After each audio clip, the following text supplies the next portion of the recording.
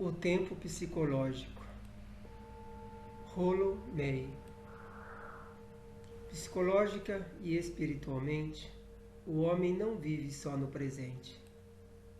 Seu tempo depende antes da importância dos acontecimentos. O tempo psicológico não é a simples passagem das horas, e sim o significado da experiência.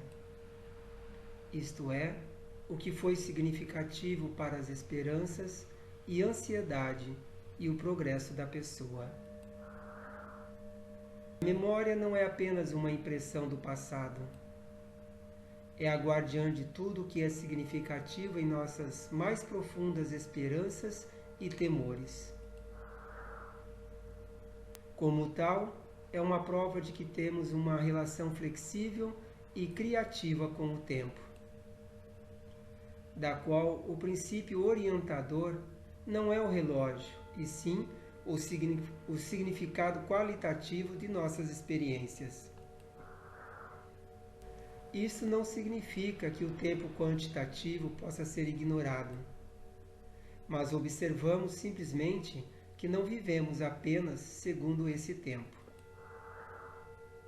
O homem foi sempre parte do mundo natural e está em todos os sentidos envolvido na natureza, e raramente vive além dos 70 ou 80 anos, seja qual for a nossa atitude em relação ao assunto.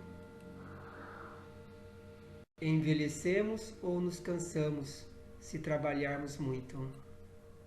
Mas, tendo consciência do tempo, pode-se controlá-lo e usá-lo de determinadas maneiras.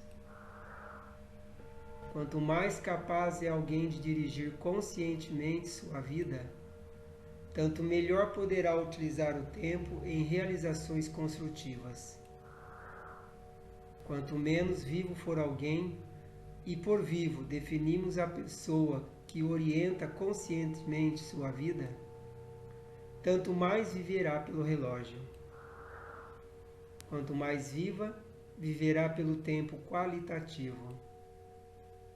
Quem vive intensamente, vive de verdade.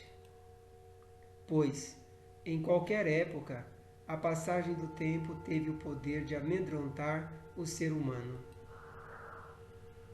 O exemplo mais óbvio de como as pessoas temem a passagem do tempo é o medo de envelhecer. Daí, segue-se que a melhor maneira de evitar a ansiedade em relação à velhice é viver plenamente o momento presente. Mais significativo ainda é que o tempo é tão temido porque, como a solidão, ele agita o espectro assustador do vazio. Na vida diária, isso se manifesta pelo horror ao tédio, sendo o tédio a doença ocupacional do ser humano. É interessante que quando nos aborrecemos, a tendência é dormir, isto é, anular a consciência, tornar-se morto. Em tal estado, o maior desejo da pessoa é anular o tempo.